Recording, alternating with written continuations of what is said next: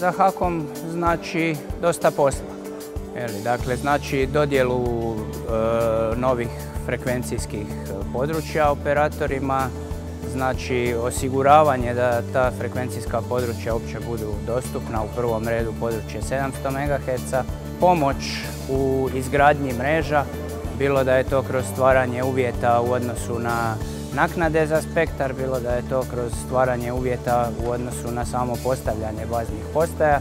Zatim je tu aspekt mrežne neutralnosti, danas jako važan, koji isto treba sagledati u svjetlu 5G mreža, i možda podizanje razine svijesti svekolike javnosti i o benefitima koje donosi 5G tehnologija, isto tako i o elektromagnetskim zračenjima i općenito o svim aspektima koji su potrebni da bi se tehnologija uspješno uvela.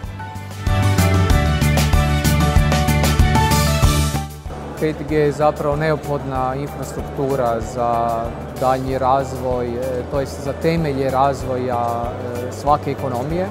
Danas je komunikacijska infrastruktura ključna za razvoj novih tvrtki, naprednih tvrtki. To vidimo po tome što su i najvrednije, američke kompanije iz područja IT-a, usluga i softvera ili hardvera.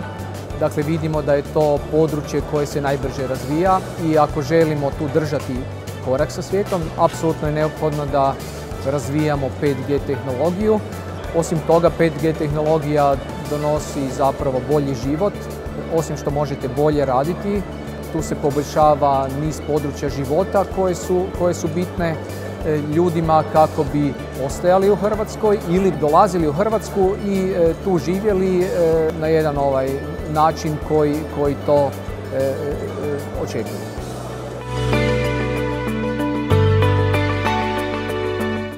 U Rimac automobilima smo već i na sadašnjoj tehnologiji 4G uspjeli napraviti odlična rješenja. Znači, uspjeli smo profilirati naš auto kao visokotehnološki proizvod, kao povezan proizvod i koji nam svakodnevno dostavlja bezbroj podataka kojima se dalje možemo usavršavati.